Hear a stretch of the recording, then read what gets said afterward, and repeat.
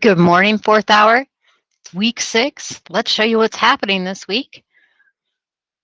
So, today I get to talk to you about some of the changes that are happening in the school schedule after spring break. I'm also going to show you how these changes affect your schedule in here. In other words, what week we're doing what stuff. Today, I also get to teach you how your informative speech performance is going to be graded, how to write it, and I'm going to show you how to include in your rough draft your visuals and your research from last week. So by the end of the hour, you should have a good start on task 1 on the handout, which is going to be writing your speech. Tomorrow, I'm going to show you how to do task 2, which is taking your completed rough draft and using a checklist to make sure you have all the parts in it labeled and complete. You're also going to have a prompt tomorrow on how the process of writing this rough draft went for you. If you have missing work, I have planned in for this week, since we're only doing this stuff, there should be time for you to get in any missing assignments. I will be posting mid-quarters tomorrow morning. So if there's any work that you want in there for your mid-quarter, get that in by today. So let's talk about some of the changes. Actually, first, let's talk about some things that are happening this week, and then we'll talk about changes after spring break. So one thing that's happening this week that you need to know about is if you're an 11th grader who signed up to take the ACT on March 30th, you're going to be meeting with the counselors this week to fill out the non-test parts of that ACT form. So to find out when your meeting is, you can either look on Schoology or look at the list posted outside the counseling office today. Another thing that's happening this week is spring conferences. So those are going to be Thursday from 3:30 to 8:30. They are going to be virtual. If you or your parent want a specific time slot to meet with me, let me know. Those are starting to fill up. The times where I don't have a specific appointment, I will be in the G Meet so that anybody can pop in and ask me a question or have a conversation. So to join me Thursday evening, you would just type Copeland into Find Meeting or use the same link you use for Open Office. All right, so here's some changes that are going to happen after spring break. So in week 8 of this quarter, students are going to be coming into the school 4 days a week instead of 2. So in other words, we won't have that Monday, Tuesday, Thursday, Friday split. To prepare for this, the week after spring break, so next week is spring break, and then week 7 is the week after that. So in week 7, we have a short week so that teachers, staff, everybody can get used to, get ready for this change. So you won't have school Thursday and Friday after you come back from spring break. What we will have is Monday will be day 1 for Monday and Tuesday kids, and then Tuesday is going to be day 1 for Thursday, Friday students.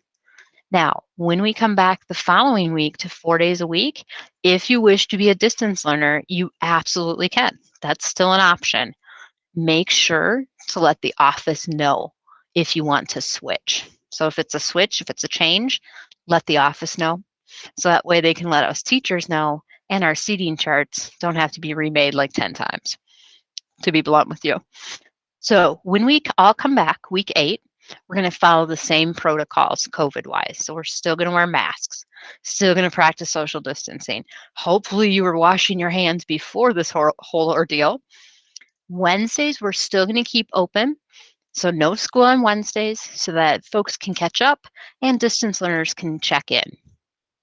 The last week of this quarter is week 9. So the quarter is going to end Friday, April 9th. Here's how this will, well, actually, let's back up.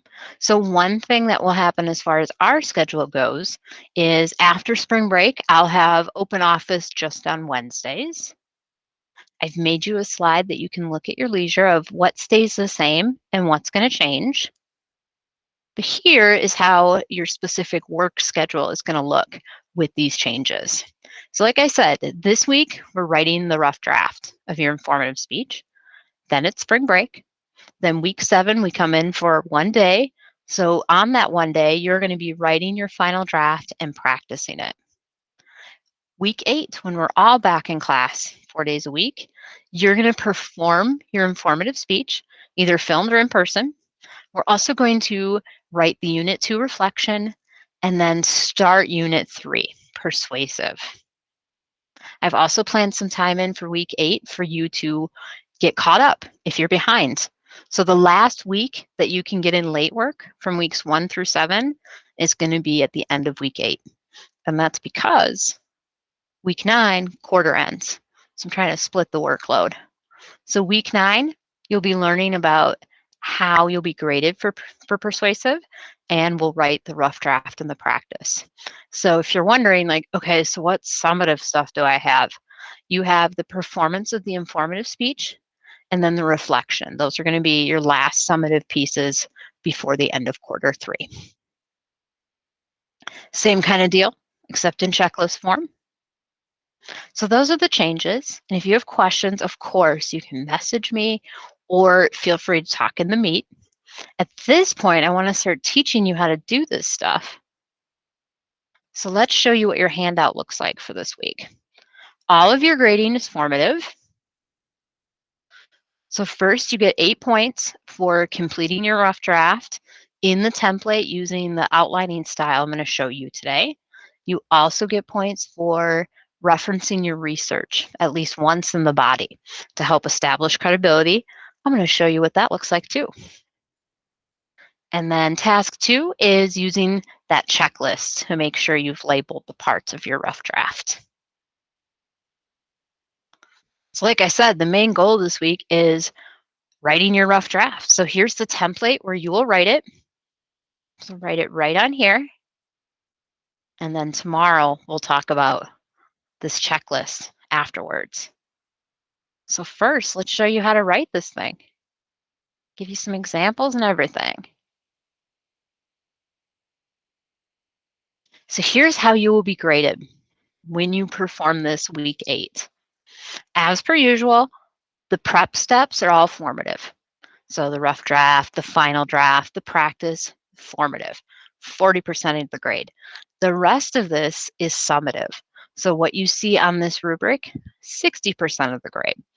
So here's what I'll be looking for in either your filmed performance or your in-class performance. So 5 points for using visuals well to teach.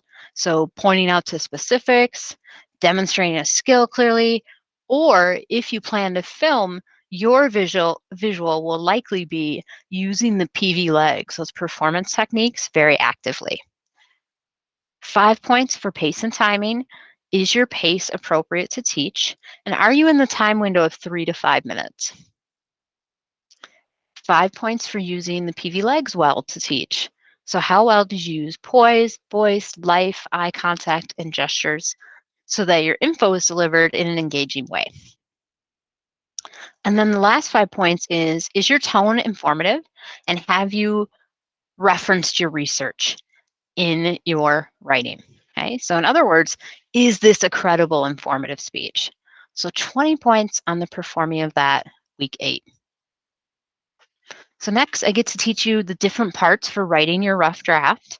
These, of course, this slide is included in your week 6 folder. So if you need to go back when you're writing it and reference it, please do, because I've included an example of every single line that could be in this speech.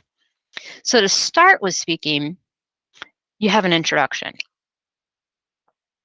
Intros in speech are similar to intros in other English classes in that they have three main parts.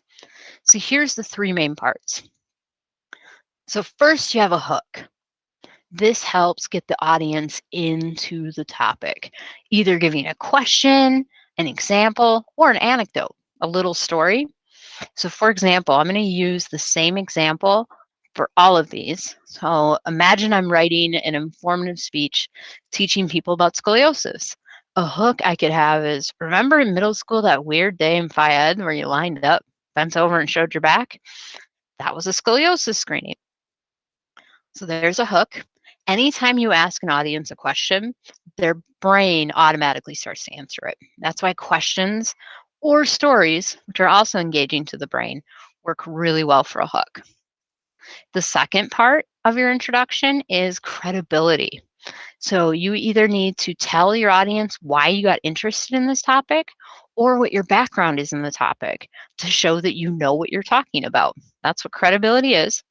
So, for example, scoliosis is a medical condition where your spine is curved and twisted, and I was diagnosed with it by age 5. And it literally affects every part of my life. So that's credibility. Give a little background. Let them know why you know or care about the topic. And then finally, thesis. This is just one clear sentence, at least, on what the audience will learn or what your goal is in teaching them. Now, in some speeches, it works really well to preview your main points, but I'm not going to require it here. I'm going to suggest it, but I'm not going to require it.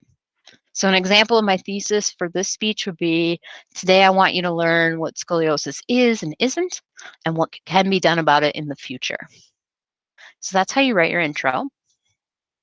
Now for the body, we're going to use something called ABC 1, 2, 3 outlining. And this is to make sure you have even drafting. You don't want to have one point that has a lot of details and then a second point that has like none. You want things to be about the same. So using this technique will ensure that. It also makes sure you have enough written so that you can make the 3-minute mark. So here are the steps, and then I'll show you examples of the steps. So first, you need at least 3 main points for the body. Label those with capital letters. So first point about scoliosis, second, third. Then you need at least 2 sub-details to detail each main point. And the reason why is so, again, things are formulated about the same, and so you're backing up what you're saying. You would label those 2 subpoints with numbers. Now, if you go beyond subpoints, you, for each step, indent and label lowercase letters, switch back to numbers. I have not seen anyone go beyond this level of detail. You also are going to need to reference your research at least once in the body by saying what the source is and what the information is you found. So let's show you how that part looks, and then let's show you what this outlining looks like. And we worked on this a little bit last week. So here's 2 examples of how I could reference my research. What I don't want is just a slide at the end that has all my sources. That's not very useful because it doesn't build credibility. It doesn't show how you know the things you're talking about. So let's say I go with my second source from last week. Here's how I could set that up. Mayo Clinic, the best research hospital in the US, found that, and then here's quotations to show these are the words from Mayo Clinic. While scoliosis can be caused by conditions such as cerebral palsy and muscular dystrophy, the cause of most scoliosis is unknown. So I wrote source 2 here to show, hey, in my research handout, this is the source.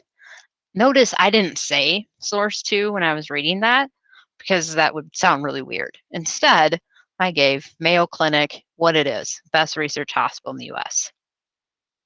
Another example, let's give you an example from source 1.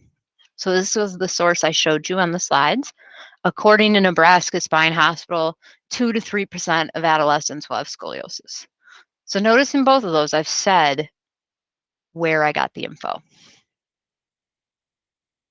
Here is what informative body looks like with ABC 1, 2, 3 outlining. So like I said, you start with capital letters for your 3 main points. So main point 1, and it's up to you how you organize it, but using this format forces you to organize it.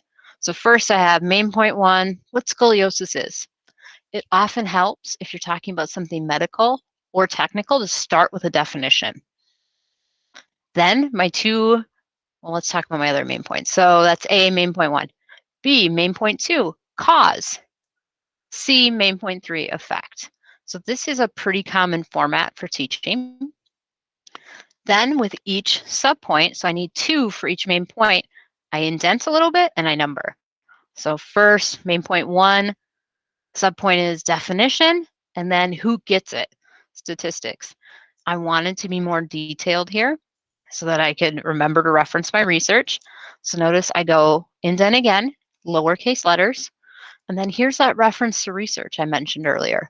According to Nebraska Spine Hospital, 2 to 3% of adolescents will have scoliosis. Notice what it says for subpoint B here. Show visual of the statistic. So two things you want to make sure you have included in your rough draft are referencing research, just like this, and then at least a plan for one of your visuals. So here's my plan. Show visual of the statistic. That's all you have to write for that. Same kind of thing for main point 2. I have my subpoint, what causes it, and then reference to research, and then finally I end with effect. So if yours looks similar to this, you're on the right track. Then I get to write the conclusion. You really only need 2 sentences for the conclusion. So here's what you do. First, sentence 1 is always going to be summarize the main points you made. So you can either list all of those or give an overview. And the reason why you do that is because the basic structure is tell them what you're going to tell them, and then remind them of what you told them. So this helps cue the audience to go, oh, right, okay, it's final thought time. Now, I can go main points, like I said. So I can go scoliosis is a lifelong spinal condition whose causes and treatments are being studied increasingly with advances in science and computer robotic technologies. So that's if I gave each main point an overview, or I can go more simple and I can say, as you can see, scoliosis is an interesting and unique medical issue.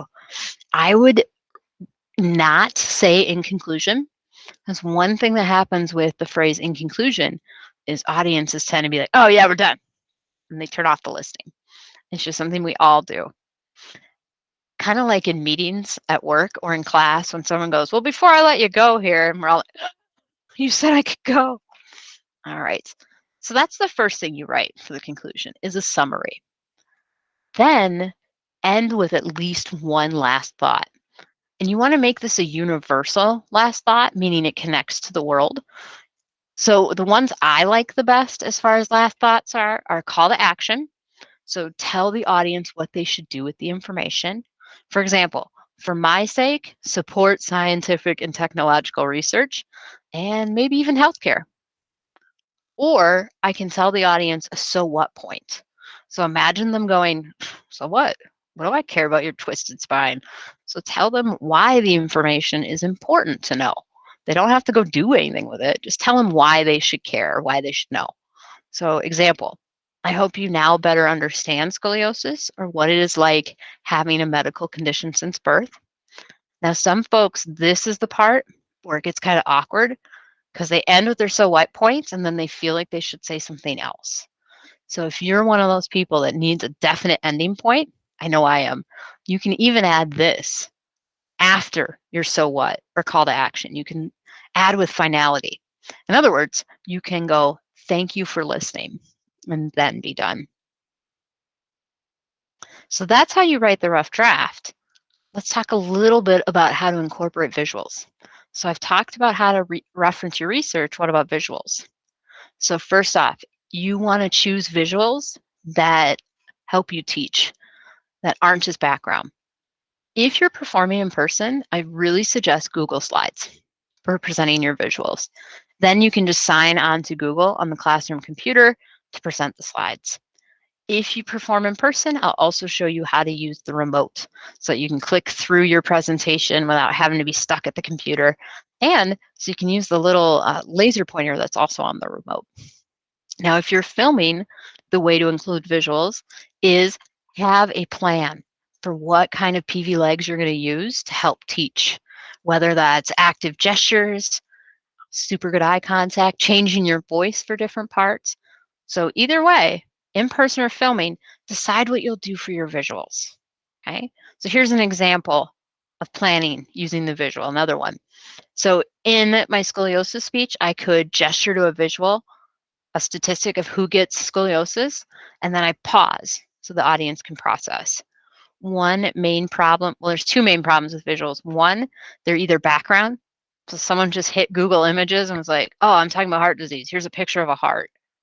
Like if you're not using that to show different parts, it's background. Or, oh, I'm talking about Mayo Clinic. I'll show a picture of Mayo Clinic. That's not as useful as showing something that will help teach. So think like a teacher. What does my audience need to learn? What kind of visual or visuals can I include? So let's show how you're doing so far on this. So I've gotten 3 images from the same place, Nebraska Spine Hospital. Look at these 3 and decide which one is background, which one is better than background, and which one is the best visual. So in your mind, decide, and then I'll tell you my opinion.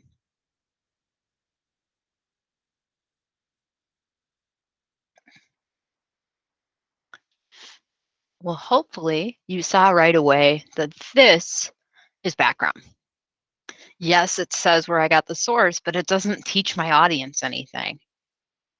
This is better as it teaches. It has the impact on adolescents, it has a percentage, and then it expands a little bit.